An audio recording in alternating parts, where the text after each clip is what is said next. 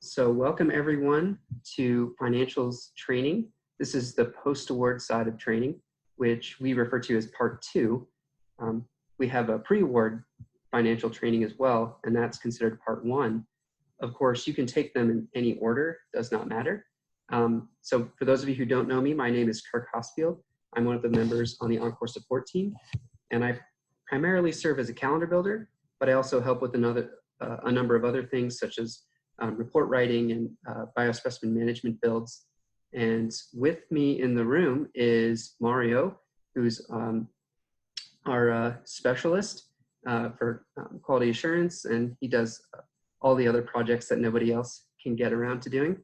And so if you guys have any questions or if you're having any trouble, feel free to punch that into the chat and he'll chime in or he'll jump into the chat and try to help us figure out what's going on. Okay, so with that, we don't have to do the participant introductions necessarily, but we usually have a pretty diverse group in these trainings. So a lot of people from UC Health, from Children's, from CU Denver or CU Anschutz, and we all have lots of different roles. Some people are just here for interest. Some people are here because they need to have access to the post-award side and actually create invoices. So maybe a more appropriate reason, but nonetheless, they're all valuable. And so we all come here with different reasons to attend the training. Yeah, hopefully everybody finds it useful in some regard or another. So objectives for today are going to be pretty straightforward. By the end of this training, you should be able to create an invoice in OnCore, and you should be also able to create a payment receipt, which is something that we also track in OnCore. So both of those tasks. And I'm going to start with some introductory slides, as I'm doing right now. Then we're going to switch into the demonstrations, how to create an invoice, how to create a payment receipt. And after this class, you'll have a certification exercise that you will need to complete, basically demonstrating that you are competent in the system and you know what you're doing. And then we can go ahead and give you whichever access you might have requested. So yeah, some of these don't necessarily apply, but do chime in or punch into the chat if you guys have any questions. And I just keep in mind that we all have different levels of experience, not just with financials, but clinical research in general. And perhaps something we're all struggling with, general tech savviness, from remote working or otherwise. And I always try to generalize this content so it can apply to a broad spectrum of departments. And this is a graphic just depicting that there are a lot of moving parts with OnCore. So we're primarily concerned with the clinical research management piece, and the billing compliance piece is probably our primary focus. But there are all these other moving parts, such as electronic data capture. OnCore has a system of forms that you can use to track data in a longitudinal manner.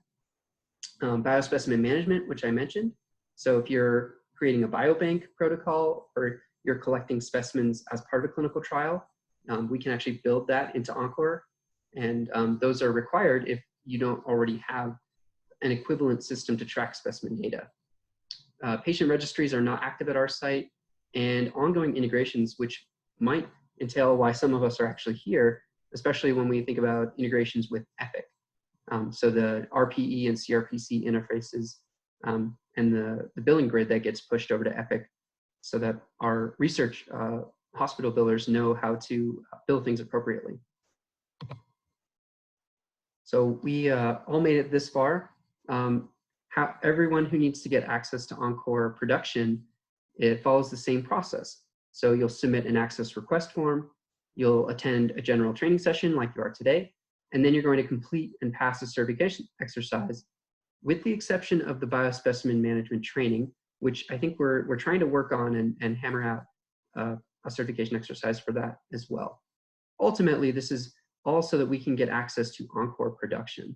And some of us may already have access to OnCore Prod, in which case this training is going to supplement the access that you already have.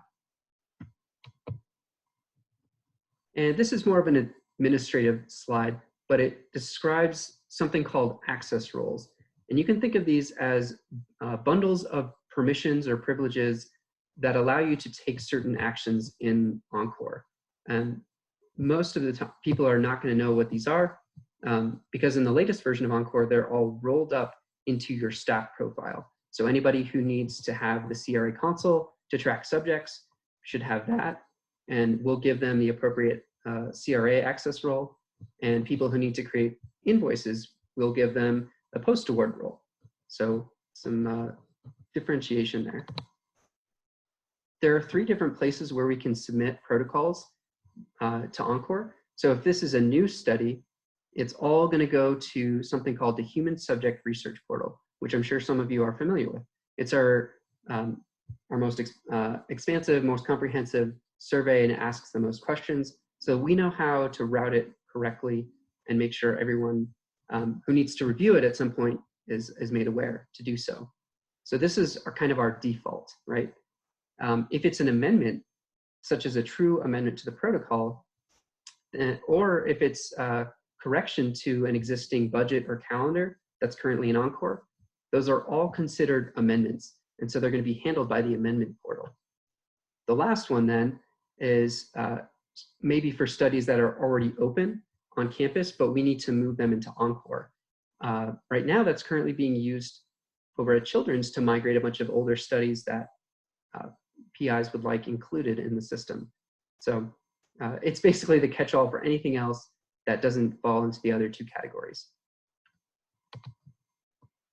And this is a slide that depicts our 30,000-foot view, walking all the way over here on the left from submitting to the Human Subjects Research Portal, and then assessing whether it needs to go into OnCore. If not, we're done. If it does, we go ahead and build what's called a shell in OnCore, and it's the minimum number of fields to actually create a protocol shell. And then you'll see that there's a bifurcation that happens whereby we're working on 2 different things simultaneously. In this upper branch, we're looking at the calendar, so the schedule of events, and then we're attaching financials on top of it. And in the bottom branch here, we're looking more specifically at the protocol information, such as IRB review information or higher level metadata for protocols, like is it a phase 1 or a phase 2 study? Is there an investigational drug or device? Things like that. Notice that both of them have their own unique sign-offs. And so there's sign-offs up here for the calendar and the budget, and sign-offs down here for that PC console information, the protocol information. The research manager is lucky enough to have a sign-off in both places, but everyone else is unique. So this initial calendar build is part of the initial review that happens, meaning that somebody else on your study team has already looked at your calendar and assessed it for accuracy relative to the protocol. And we've already, pre-award then is the part 1 financials, my other training session, and all of these other subsequent sign-offs. OGC is for Office of Grants and Contracts. And once the PI signs off, we can then go ahead and release the specification after both of these sign-off pieces are completed. And then we can activate an epic if necessary and open it up to accrual, start checking in patient visits, biospecimen collection, and then finally, towards the end here, we have our part, right, that we're looking at, so the post-award side. And this is where we're going to be creating our invoices and tracking payment receipts based on patient activity that's occurred, okay? So here's another way of looking at that slide. You'll see that everything that happens inside of OnCore is in blue, and everything that happens outside of OnCore is in gray. So I always love this slide because everything that happens inside of OnCore is on the outside, and everything that happens on the outside of OnCore is on the inside, just from this slide. So I find it kind of ironic. But essentially, the study team is going to invoice the sponsor within OnCore. What we mean by that is we're going to craft an invoice that we can then transmit to them through our normal means, whether that's email or a regular mailing letter, some way like that. OnCore does not transmit from the system directly to the sponsor, is the point I want to make there. So these things are happening outside of OnCore, where the sponsor is actually sending a payment, which for CU will go to the Office of Grants and Contracts, the lockbox. Then the study team can extract payment information from some other system, maybe MFin, maybe PeopleSoft, maybe CU Marketplace, wherever this kind of information actually exists. Then finally, the study team is able to actually create a payment receipt based on what the sponsor has sent. And we'll get to see this in action once we're in OnCore. Some OnCore basics for you. I'm just going to move the video back up here.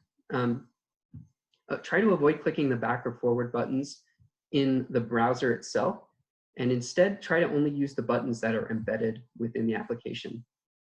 In some cases, if OnCore is trying to finish loading or processing, you may see a little circle spinning. If it's doing this, just give it some time to finish loading. What we don't want to do is have people click submit multiple times.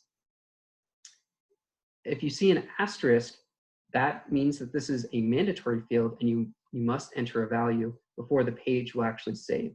There are some instances where it does not have an asterisk, but the page won't let you save in the same way.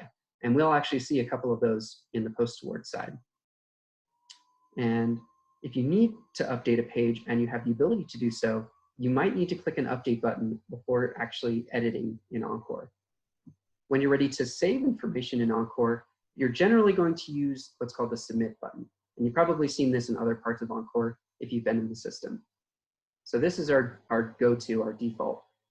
The post-award actually has two unique options in which to save information. The first of which is an add box, where you'll enter in a line of information and then you'll click add and it'll refresh the page with that information loaded. The second one is specific to the Invoiceable items tab, which is one of the modules we're going to be in when we get into OnCore. And it's basically a submit button, but Forte decided that they were just going to rename it specifically for that tab. And last, I'll try to remember to show you guys this. Every page in OnCore has a question mark in the top right corner of the page, or the tab that you're on. And if you click on that, it'll take you to the vendor's website, so their learning portal. And that can be a useful source of information when you need some quick answers. And with that, I will go ahead and stop the PowerPoint presentation for now and switch into OnCore. So I'll do a quick check to see if there's anything in the chat. Looks like, just Mario, okay. Mario's got our back, that's what that says. So I'll go ahead and open up VMware.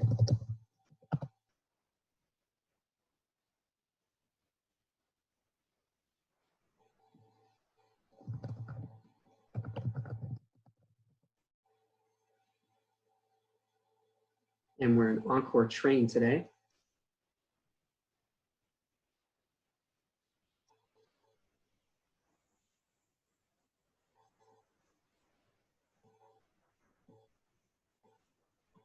All right.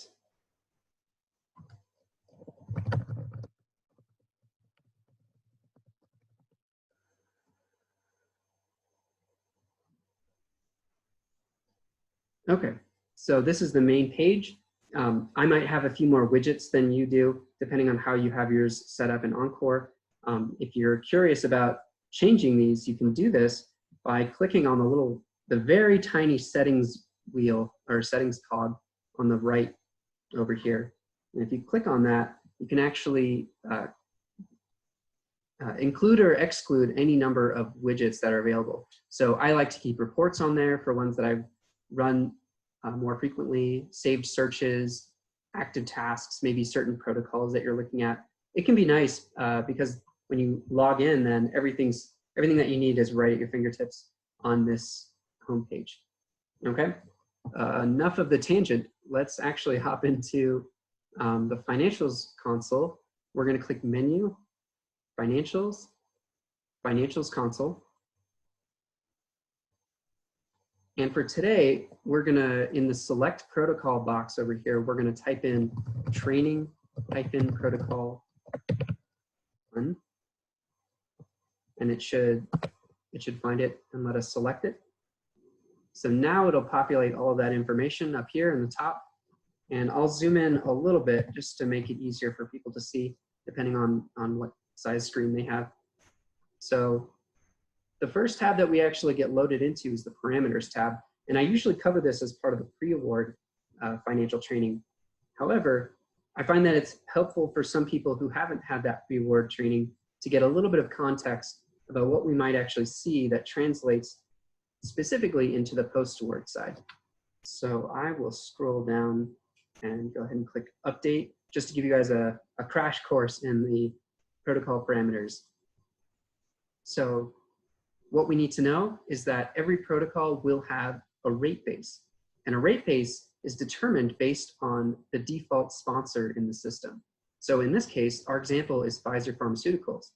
And we know that Pfizer Pharmaceuticals is an industry sponsor, so we want to use industry research rates for subject-specific procedures or protocol-related procedures, right? We're charging them the industry rates. We're not going to charge them the federal rates or the investigator-initiated rates because those are generally lower, right? So if we had a different sponsor, maybe National Institutes of Health, then we would actually use federal as the rate base because we would want the federal rates for all of the items, okay? The sponsor settings box will just distinguish how many sponsors we have, in this case, just the one, and then we can indicate rate bases as such, right? So if I actually had NIH listed, it would be listed below Pfizer, and we could select a separate rate base just for NIH as federal, okay? But since this is just one sponsor, everything can be set up here by the default setting. If it is an industry sponsor, we might have something called a withholding percent. Generally, this applies when they want to incentivize completing case report forms and otherwise collecting data for them. So they might say, we're going to pay you 90% of everything we owe you specific to subject activity, and we're going to withhold 10% until the very end of the study just to make sure that everybody completes all of the necessary case report forms for us. Okay, that's fair. Then we have 3 options that we actually need to assign when this 10% will apply. So we've said, no, it probably won't apply for protocol related, and protocol related will include things like IRB review fees, pharmacy fees, administrative startup fees, things that are specific to the protocol and not necessarily to subjects. But there are exceptions to that. The second group here, subject milestones, is just that. It has to do with payments specific to subject activity. And that will include 2 types, either event milestones, which will include things like standard serious adverse events, screen failures, or OSRs, otherwise known as outside safety reports, or IND safety reports. So that's type 1, event milestones. And type 2 are the visit milestones. So when you have a screening visit, when you have a cycle 1-day 1 visit, when you have a 30-day follow-up or a 2-year follow-up, those are all specific visits. And so OnCore has the option to capture a lump sum total for all the patient activity on a given visit, and they call that a milestone, right? So those are the 2 types.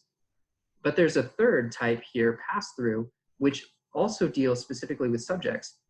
But in this case, the sponsor has indicated that they want these items or specific items to come over as line items. They want to be their own items on an invoice and not otherwise lumped together as a milestone. Okay, so that's the difference between these 3. And we'll see more of that in the Invoiceable Items tab. Okay, then just keep in mind that OnCore can track things or calculate things such as inflation or indirect rate percent, which you might know as F&A rate, right? So for CU, for an industry study, the CU gets 28% of the cut, basically. So we add 28% onto existing prices for things. This overhead rate percent means something else. So I've seen a lot of internal budgets that say institutional overhead, and that actually represents the FNA rate, the facilities and administrative costs of research. In OnCore, though, it's a little bit different. This means something over and above the FNA rate, or otherwise, you can think of it as a buffer. So that's all about that. These are some settings for application of indirect charges. So because we have 28% indirect rate, we just want to indicate how we should apply these. Normally, we will only click this radio button and actually not select any of these, but for the purposes of training, we wanted people to see how those amounts could actually come over on the post-award side. So no problem there. If it's an open-ended calendar, meaning that the calendar can continue to check in visits or patients can come in for visits so long as they derive some sort of therapeutic benefit, that means it's an open-ended calendar. And so on the budget side, we just need to tell OnCore how many budget visits or cycles should we actually budget for. In this case, this particular calendar is not open-ended. So it will just bring over all of the visits and assume that we might have milestones for all of them. Okay, now we get to some more invoice-related material down here in this box. So it's going to ask us about how to handle screening failures and whether we have a ratio with which to invoice. So every time we have somebody marked as not eligible or considered a screen fail, we need to enroll one patient, right? That's what this one-to-one ratio means. And then we need to define what enrollment actually means in OnCore. In this case, it means when the subject is put on study or randomized to be on study. So every time we need a screen fail to occur, we'll need at least one person to be put on study. That's what this ratio means. Adding to that complexity, OnCore will ask you, okay, when should this actually start? When should we initially invoice for screen failures? Should it be right from the outset? If so, maybe I would change this 3 to 1, meaning that starting with the very first screen failure, we need to make sure that we actually enroll a patient before we can screen fail a patient. Alternatively, if there is no ratio, maybe we would make this blank, and also the initial invoiceable screening failures potentially, 1 or blank depending on the situation. And instead, maybe we just want to enter the full amount or the maximum amount of screen failures. In this case, it's 10.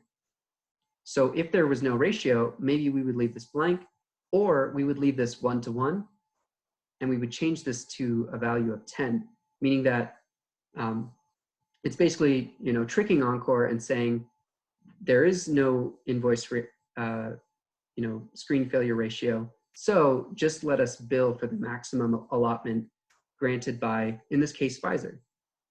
So no problem there. Then we just need to indicate something similar for serious adverse events and OSRs. Specifically, after what point can we start invoicing for these? Typically, that's going to be 1. And then a maximum. This last field over here, milestone invoiceable visit prerequisite. You can think of this as what does the coordinator need to do, or what do I need to do in order to actually have the information in the subject activity flow over into the financial realm so that I can start creating invoices. Typically, we just want the coordinator or whoever's checking in the visits to mark them as occurred, and everything will flow over. So this is the default, and it's the most often used option. But we have a few others in case you needed to really lock down or otherwise control the flow of information. So we could use monitored instead, meaning that a monitor has gone in and reviewed the data, and we indicated as much by entering in a date in the monitored field. Anybody who's actually taken the subject management training might recognize that there were some fields like that when you opened a subject visit. You could put a date for occurred, a date for data collection, a date for monitored, etc. And that's what triggers all of these to occur. Okay? What else? Oh, last but not least, so remit to and bill to. I just wanted to point out that the bill to can have multiple entities, right? If we have a CRO or we need the actual sponsor to be listed, both of those can be options on here. And what this will do is set us up such that when we're ready to send invoices, we can add either of these depending on who's actually handling the payments. So in some cases that might be the CRO instead of the main sponsor. Okay? With that, we'll go ahead and jump into the actual post-award side. So that starts all the way down here with invoiceable items.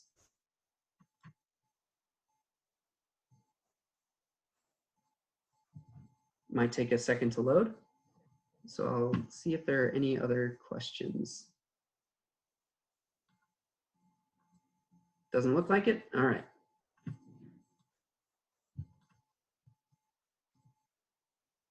Okay. Starting with protocol items, right? So keep in mind that there are 3 different areas in which the items might get put into a bucket, if you will. But these all look familiar, right? Those were the 3 options that we saw in the parameters tab. So it starts with protocol items over here. All I want you to focus on is the event description over here in the left column. Maybe a triggering event if that's something that occurred. In this case, an advance payment or an advertisement fee came over as a CRA console trigger. So this is something that's unique to the newest version of OnCore, where a coordinator or someone otherwise in the CRA console can actually trigger these events to occur. I think this makes the most sense in the case of something like dry ice, especially if the coordinator is the one who's involved in shipping of samples or things like that. They might be the best person to know when we need to create an invoice for dry ice. So they can send us a little message. And that's a nice feature. Something else I like is the occurred date. That's something that may or may not be populated depending on if there's actually a trigger. So if there's not a trigger, there's likely not an occurred date. And if not, we can actually enter that once we bring the item onto an invoice. So no worries there. Another column that I like in OnCore, this last invoice date. If you think about continuing review fees, those are things maybe we may or may not have a good awareness of when we need to create those, especially if it's a semi-annual basis. So this might help us determine which ones we need to actually create invoices for. And then some more direct columns that we're probably aware of. Direct, as in direct cost or total cost. So if we had entered that 28% indirect rate to be part of protocol items, then we would see a differing amount between these 2 columns.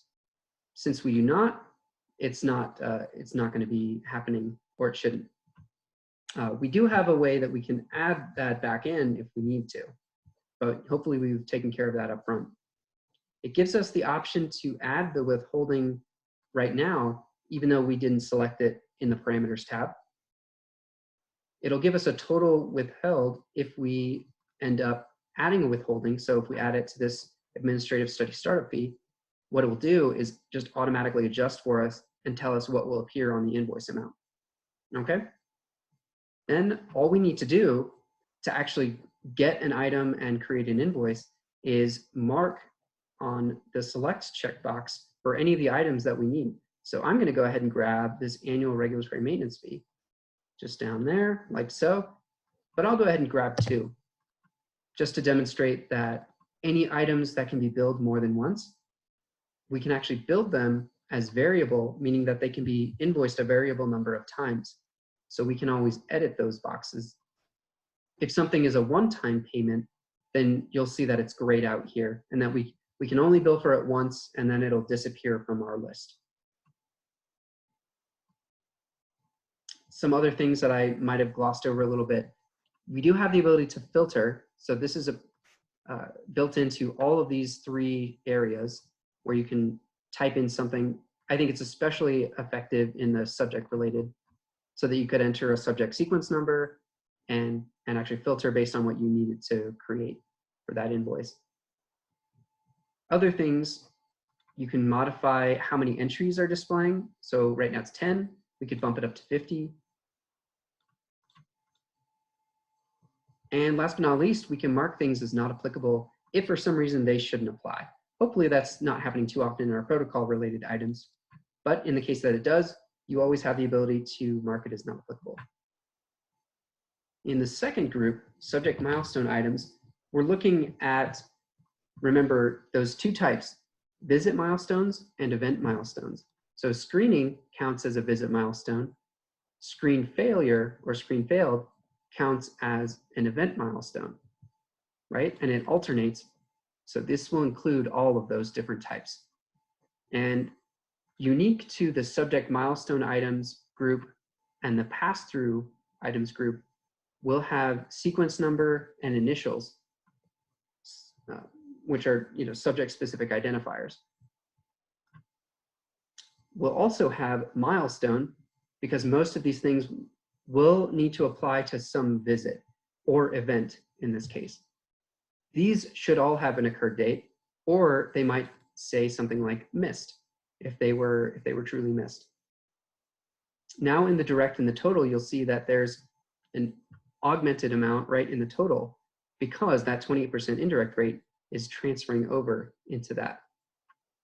It's automatically selecting the withheld because that's how we set it up in the parameters tab, but we can always undo that selection on a line-by-line basis. And last but not least, the select and not applicable columns. Everything else in this is the same. So I'll go ahead and just grab a random item, not a big deal. And last but not least, our pass-through items. Remember, these are the items that are going to appear as line items on the invoice. In this case, maybe Pfizer said, we want to see all of the CTs of the chest with and without contrast as their own item, typically because imaging is a more expensive endeavor, right? So what are some other examples in this? Maybe we have some MRIs as well. Yep, MRIs, maybe pregnancy tests in case they want to see those. Oop. Here are some pregnancy tests. So all of these things that were indicated to be passed through are going to be coming over. And like I had mentioned, because these are unique and they need to be their own line items, this procedure/lab field does not appear in this upper group here, subject milestone items, specifically because we need to know what procedure or lab we're talking about. Okay? Otherwise, everything else is the same. So I'll go ahead and just grab a random item and not apply withholding, actually. Once you have all of the items that you need to create your invoice, all you need to do is go down and click Create Invoice. And when you do that, a little pop-up will show up telling you which items were selected. So we have one protocol item, one subject milestone item, and one subject pass-through item, right? That all looks good to me. Just to show you what some of these other buttons are for. This is that exception that I talked about. So there's no submit button on this tab, but there's a save changes to invoiceable items, which is effectively the submit button uniquely for this tab. If you have any filters on, such as showing procedures that you marked as not applicable, you can always click this and click refresh, or if you put any filters in place up in these groups, you can clear those. One that I like, you can click show selected, and it'll hone in on all of the items that you actually selected so that you're not looking at a giant page of 200 items. And that can be really nice when you're trying to actually create your invoice. So we'll go ahead and click Create Invoice. This time we're going to press Confirm. Perfect. Now notice we are no longer in the Invoiceable Items tab. We have shifted into the Invoices tab, and we're actually within a specific invoice. So this is not the general tab. If you were to click again, you would then be linked to a page that shows all of the invoices across this protocol. We're going to stay here for now. First thing I'm going to do is change this system generated invoice number. Something like 25A, my initials so I know it's mine, and then maybe today's date. Okay. We have a field for other invoice number if you need to include something else, like the PI's number, license number, or maybe tax ID number, something like that. Even though invoice date is the very next field over, we're actually going to leave this one blank. As soon as we enter a value here, it's going to lock all of the other remaining fields and not allow us to make any changes, because OnCore is assuming by entering an invoice date, you're actually going to be sending it out to the sponsor, even if that date is in the future, for example. So I'm going to leave this blank for now. I'll notice that under the bill to section, it says no payer has been added yet. Okay, let's fix that. I'll click the select button. And for this exercise, I'll go ahead and just use Pfizer. We'll say that they're handling the invoice here. So I'll click the select button here and then submit. And it refreshes the page with this Pfizer information loaded. Okay, now we're good. What else? I noticed that I have 2 of these, and I can go ahead and enter an occurred date. Maybe this happened 2 weeks ago, so I can do W-2 for week -2. It's a nice little shorthand notation for people who enjoy hotkeys and things like that. Now that's calculated for me. In doing so, I realized that, I don't really need this second one. Let's just go ahead and mark it set for delete. Otherwise, all of this information should look pretty similar, right? I'm entering an occurred date. Direct and total hasn't changed. I have another opportunity to add withholding. So they're really just trying to be flexible and make sure you can do whatever you need to do. Finally, I have the ability to make some comments if necessary. So there we go. That's not very helpful, but just for example, in the next section, notice that subject milestone items, we actually don't have any editable fields except for the withholding amount and the comments and the delete button, I guess. So unlike the protocol items and the pass-through items, we do not have the ability to modify the cost directly. So we typically need to modify it indirectly then, and I'll show you how to do that in our next invoice. Otherwise, it's going to show us a sequence number for the patient and initials, an applicable milestone, in this case, ARM A, cycle 2, day 1, and then an amount, 475 to 608. Remember, because we have that 20% indirect applied to subject milestone items. Okay? And comments I'll leave blank for now. Last but not least, the pass-through items. This is what we mean by adding this as its own line item. We're actually going to send Pfizer this CT of the chest with or without contrast, and they'll know exactly which one it is. They aren't really going to know what happened on cycle 2, day 1, other than it happened and it's worth about $608. We don't have a breakdown of all the items that occurred on that visit. And maybe that's the way that we intended it, right? So in some cases, maybe if we pretend that this is also cycle 2, day 1, it would mean that Pfizer just wanted this broken out separately from that visit milestone lump sum. That's really the difference between these two. We can modify the price if we need to. So I'll go ahead and I'll say maybe the price jumped up to $2,600. Of course, if you tab over, in most cases it will update for you unless you have the 20% indirect in the background, because it's not going to auto calculate that for you just by tabbing over. So I'll just guess 3,400 is the new amount for that. When you change any of the prices in either of these two places, make sure that the total cost reflects your true amount that you need to have on the invoice. Changing the direct may not be helpful. And with that, now that I've made all those changes over here, I'm going to go ahead and click submit to make sure that I save all those changes. I can see that it's spinning in the top left, so I'll give it some time.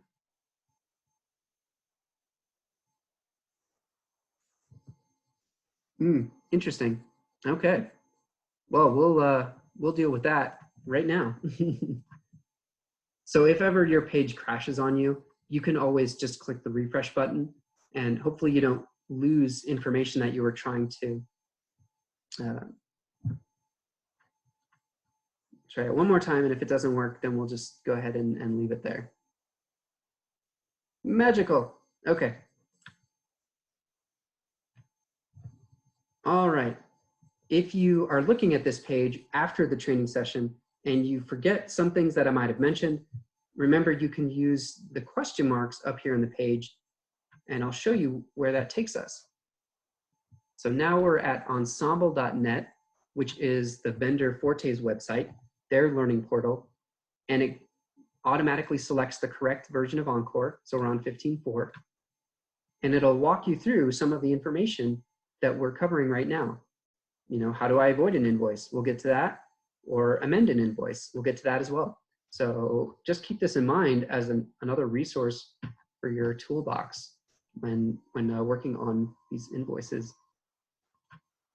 Just going to X out, and now I'm back on my invoice. Haven't changed anything. So I'm going to click close.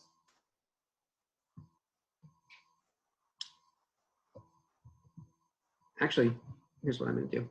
I clicked update, and we're actually just going to go ahead and finalize this. I'm going to mark this as week -1 or 1 week ago. And now I'll click submit. When I do that, notice all of the fields except for the comments fields are now locked. I can't make any more changes. If I need to make changes, we have a few options.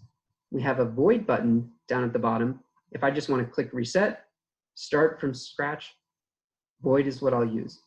In this case, I'm actually going to use the amend button because I want to preserve all of the items I have on this invoice, but I want to make some changes. So I'll click amend. Notice I'm still in the invoices tab, but now I'm in a brand new invoice. And I know that I'm in read-only mode because I can't make any changes that I should, right? So I'll go ahead and scroll down and click update. And I'm going to immediately change this to something similar to what we had before, 4/21/2020. And I'm just going to put amend at the end so I remember. Okay. I changed this. What else do I need to change? Nothing else for now. So I'm going to go ahead and click submit. Make sure that's saved. And now I'm going to go and show you if we needed to add additional items, protocol items, subject milestone, or pass-through. We can do this in one of two different ways. We can use the Invoiceable items button here. So if I click on that, a new pop-up window is going to appear. Let me just broaden that out a little bit. Okay, I can see. Yeah, that's fine. Okay, it's going to replicate everything that we see in the Invoiceable items tab, only now I can stay on this invoice and actually pull these items on. So we can't go back to the Invoiceable items tab by itself and push items onto our current invoice. We need to think about it in the reverse manner. We're going to stay on this invoice, and we're going to pull items onto us. With that, everything else is exactly the same. We can filter based on the display entries or specific keywords. And we get those 3 different subgroups to help us keep all of that separated. So I'll go ahead and add, just grab an item.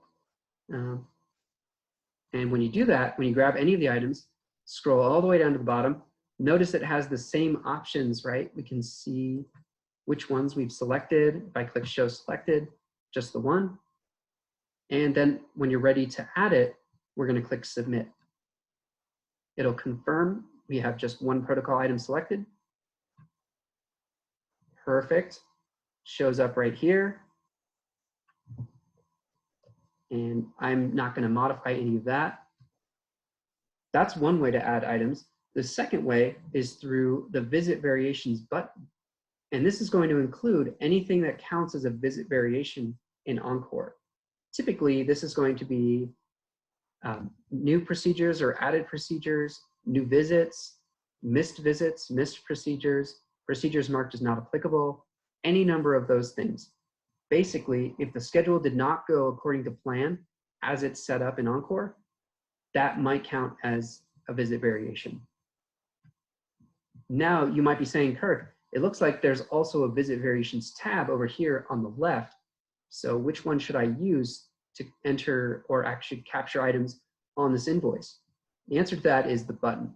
We'll always use the button to bring over items onto our invoice.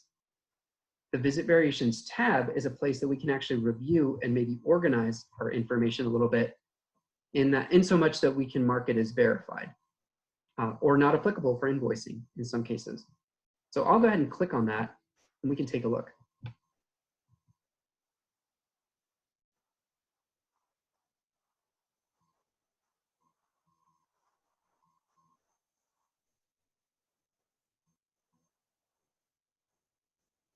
And it's still spinning, so we'll give it a sec. And I'll see if there's anything in the chat. Doesn't look like it. Okay.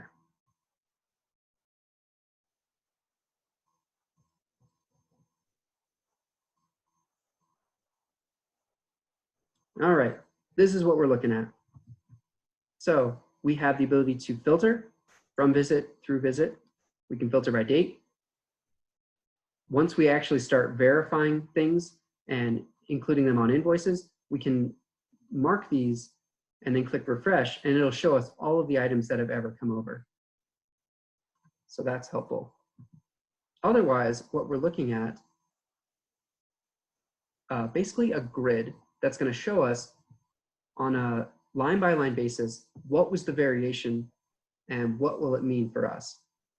In this case, it's going to give us a sequence number, right? Because all the visit variations in this case are subject specific. So I'll have sequence number, initials, a visit date. Now I know that it's the screening visit that occurred on this date during the treatment phase. And it has to do with the CT of the chest with and without contrast, which was scheduled for the same date as the visit date. And okay, so what about this CT of the chest? And then these final columns will tell us exactly what kind of variation is it. Was it an additional procedure? It doesn't look like it. There would be a Y for yes here. What about, was it missed? Nope, there would also be a Y here. Ah, it was marked as not applicable. Now I know whether or not I need to actually include it on an invoice. Maybe based on the way we negotiated with the sponsor, I can just mark this as not applicable for invoicing. If we do want to include it on an invoice, maybe I'll mark it as verified. And maybe that's because we're actually going to reduce our visit milestone cost by a certain amount because we didn't actually have this procedure performed. And we otherwise had it built into, a milestone, but just an example. Again, we can't actually move anything from this page or this tab over to our invoice. All I'm going to do here is scroll all the way down. We have a lot of visit variations on this protocol. And we're going to click submit, and it'll save that procedure that I marked as verified.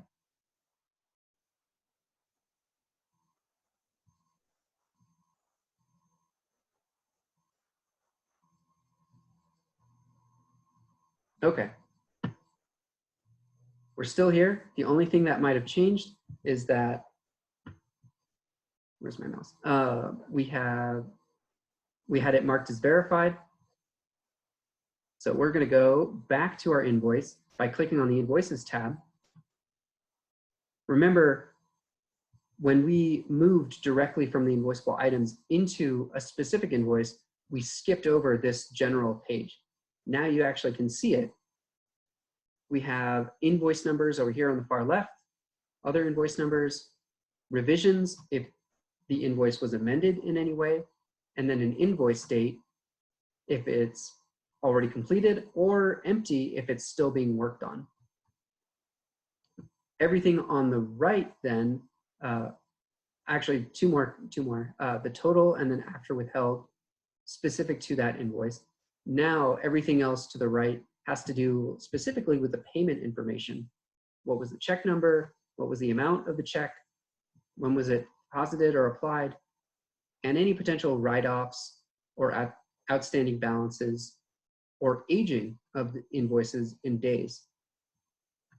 All of that we'll get to see in a moment. Now I just need to track down my invoice. So I'm going to use Control F, and I'm just going to type in today's date. Bingo, I think that's mine. Okay. I know that this one is amended because it has amended right in it, but also because if I scroll across to the right, this amount has been totally struck from the record, right? So if I scroll, oh, my mouse is really finicky right now. If I scroll down over here under the total, this amount, that amount is no longer going to apply to our protocol total. So I need to track down our other instance, which is this one, right? The one that had the amend keyword added. So I know this is the one I'm working on. I'm going to open it and click update. Now, if I want to add that visit variation that I just looked at, I need to click on the visit variation button.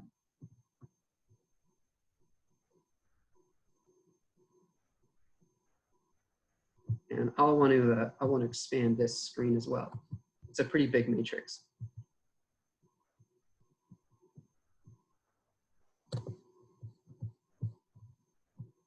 That's sufficient.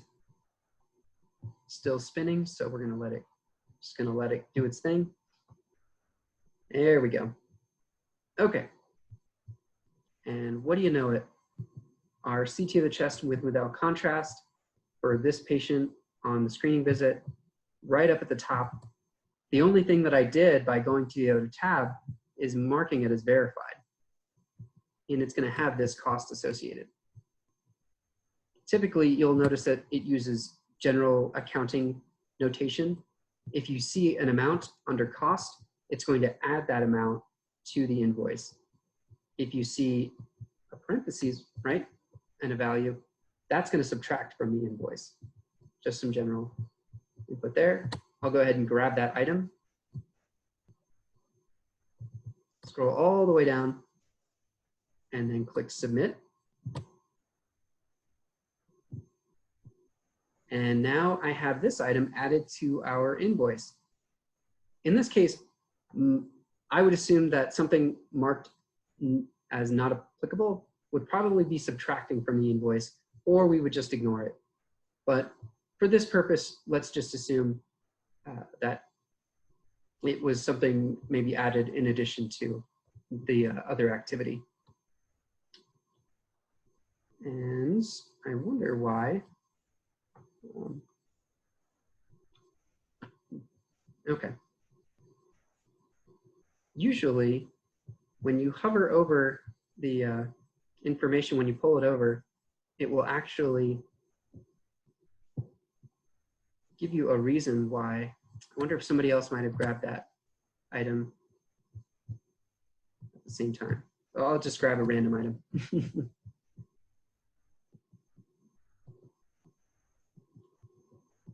Okay. Grab a different item. Click submit. There we go.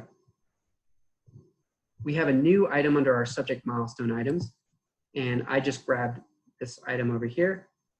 Oh, I think actually this is something somebody else might have added, or maybe. This was in regards to the EKG procedure. In this case, it was a missed visit, so we're going to subtract 357, which if we add that 20% indirect, gets bumped up to 456.96, right? So I know I'm subtracting that.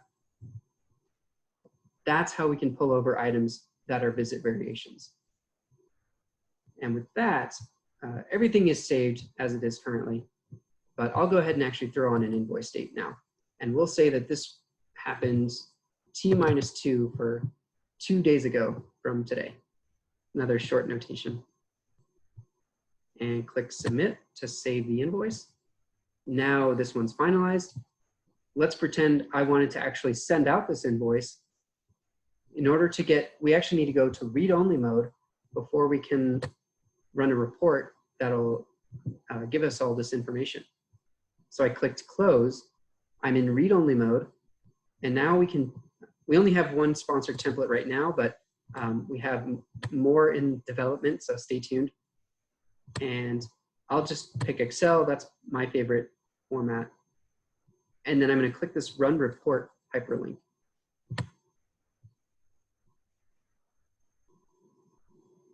And we should see a little dialog box down in the left part over here. And there it is. So I'll go ahead and open that up. And I'll enable editing and zoom in a little bit so everybody can see. Now we have an invoice of all the information we just loaded. I scroll down a little bit. This is our invoice number. This is our invoice date, our remit to, our bill to. It's going to keep the differentiation between protocol items, subject milestone items, and pass-through items. That's one reason I like Excel. If we didn't want those, maybe we could just get rid of them, and that way we wouldn't have a bunch of excess information that the sponsor may or may not want. Maybe the sponsor also doesn't want to see sequence number of any kind. So we can always tailor this to meet our needs right now. You can certainly let us know if you have a good idea for a sponsor or for an invoice template, and I'll try to build that out in Jaspersoft. But for the most part, we can modify it as necessary. And I think that's all I wanted to talk about here. So I'll go ahead. Any questions on the chat? Nope, Roxanne had. Okay, looks like Mario got to you. All right. With that, we'll say that we sent out this invoice to Pfizer, and now we're waiting for the payment receipt. Oh, one other thing I wanted to mention. If you do export these and you end up, I would just recommend not modifying the prices that are on the invoice. If something like that needs to happen, then we should address that maybe in a separate manner, only because you're going to have inaccuracies between what you sent to the sponsor and what's in the system in OnCore. Just a caveat for that. So I'm going to close out of this, go back to OnCore. We've sent our invoice, and now we'll go to the Receipts tab where we can track a payment receipt that Pfizer sent us. These are all of the checks that we've received from Pfizer in this case. And when we're ready to make a new one, just make sure you select whichever sponsor you're sending it to. And I'm going to do check number, something random, and then today's date, maybe, so I can tell the difference. We'll do an amount of $1,200. We'll say that we received it 1 day ago, deposited 1 day ago, and hasn't been reconciled just yet. So here's one thing I wanted to show you. Notice that there are no asterisks on these fields, right? If I try to click add without adding those, it's going to give me a pop-up message that says, please enter the date received, meaning this is required even though there is no asterisk. So we have to always enter a date received as a minimum. In this case, I'm just going to go ahead and enter deposited. Maybe we have that. When you're ready to actually commit to this information, click the add button over here. It's going to refresh the page, and now we have our information loaded down below over here. All right, perfect. If you need to make any changes to this information, click the edit hyperlink, and it'll throw this information back up top so we can make changes. Maybe this is actually 1,500 and I made a mistake. So I would change that and then click submit instead of add, because I'm making changes. And now that's updated accordingly down here. When you're ready to associate it to a specific invoice, we'll click on the details hyperlink. And there's only one button we can press here, and it's select. So we'll start with that. And what are we actually selecting? This is a list of all the finalized invoices. So every invoice that has an invoice date will appear in this list of options. And I just need to track down our one from today. So I'll use this one. And then we click submit once we have it selected.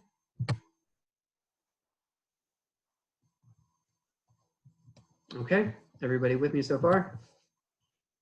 I'm going to go ahead and apply the full 1,500 amount to this invoice. I'll type in 10 and click submit. And it'll tell me that the total amount applied to all invoices is equal to our initial amount, 1,500. I'm applying the full amount of one check to one invoice. Keep in mind that in other situations, you might get a check for $100,000, and you can distribute that amongst any number of invoices. And you can actually have multiple checks on the same invoice, on a single invoice. All of those different iterations are possible. I'll go ahead and close out. After I had associated that invoice, here's my payment information, and here's the invoice information that it's attached to. All right? And if I had any unapplied amount, then that would be in this column over here. There's only one other place we need to go to actually potentially update some more information or otherwise look at what we have. So I'll click on the Invoices tab over here on the left. And I'm going to track down my invoice again. I think this is it. Yep. Notice now I have my payment information added over here on the right. And I know that I have an outstanding balance of $58.62.44. And this particular invoice has been aging for 2 days. And that'll just continue to tick up every day. If I click back on the hyperlink for that invoice, and then I click on the update button, I can see that there are some new fields: not fully paid, payments, due, and write-off. Now, if we had a check in the amount of the full invoice for $73.62.44, then I would be done, right? I don't actually need to come back in here and apply specific payments because the entire invoice has been covered and we can move on. In this case, I had a check amount or a payment amount that was less than my invoice total. So one thing you can do is hop in here and actually apply different amounts. So we'll say both of those were covered. That was covered. How much do I have left? $515.96. So we'll say only that much has been paid on this cycle 1 day 15 milestone, or CT the chest with or without contrast. Okay. Now, in order to save this information, I'm going to go ahead and click submit. Notice that when I entered an amount here that didn't meet the full amount, which is truly $31.89.20, it automatically selects this not fully paid box for me. I didn't do that. It'll also update this due amount after I save, and it says I still have $26.73.24 that I owe, or rather that Pfizer owes for this particular item. And in the case that you need to, you can always have the option of writing off certain amounts. If for whatever reason you and Pfizer have an agreement that one of your items is not going to get paid for or reimbursed, you can always write off that amount. OnCore is just trying to be a little bit more flexible in that way. Okay? If you do make that update, remember to click the submit button. With that said, I'm not sure that anybody is going to be writing off $2,600 from Pfizer anytime soon. So keep that, yeah, heed that as you will. And with that, we have actually seen everything in the system that we need. So I'll take a moment now just to pause and ask if anybody has any questions on any of the subjects that we covered. Anything on invoiceable items, anything on invoices, anything on receipts, or anything on visit variations.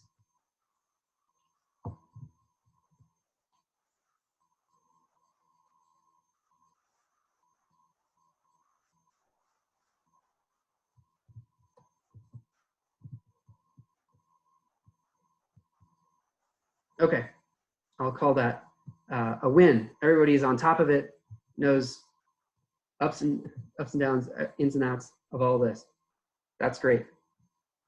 With that, I will actually log out of OnCore. I'm gonna, you can X out. I always disconnect. That's the recommended way to log out of OnCore.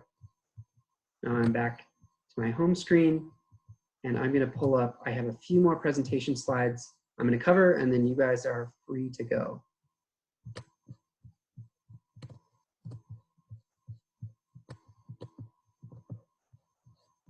Okay. This slide is just meant to highlight that you guys have lots of resources at your disposal. You have us at OnCore Support always, but you also have your colleagues. A lot of them might have already taken some of the training courses, subject management, protocol management, biospecimen management, any of those, or even the advanced user training. And they might be able to help you with questions that come up. And so they're a great resource. We also have our own website, and feel free to hop in there. I think this site might get updated relatively soon to Anschutz.edu, but I'm not sure on the timeline of that with the Sitefinity upgrade. We have a SharePoint where you can look at all of our guidance documentation, sign-off instructions, or certification exercises. So you can always take a look at those. Make sure to read the announcement email that goes out. Actually, it goes out daily now, so you can ignore that. Amanda sends out a daily update on all things OnCore, and they're pretty minor now because we don't have, it turns out we don't have a whole lot to say on a day-to-day basis, but important process updates are included in those. So make sure that you check those out at some point when they come across your email. We did talk about the question mark. Feel free to actually make a full ensemble.net account. If you do so, just make sure that you use your cuanschutz.edu email address. If you have any questions, you can always email us or stop by for office hours. We actually host virtual office hours right now. I think it's every other week. And you can pop in if you have a question. There are a handful of us ready to go with varying levels of expertise in different parts of the process, depending on what your question is. So we're happy to help you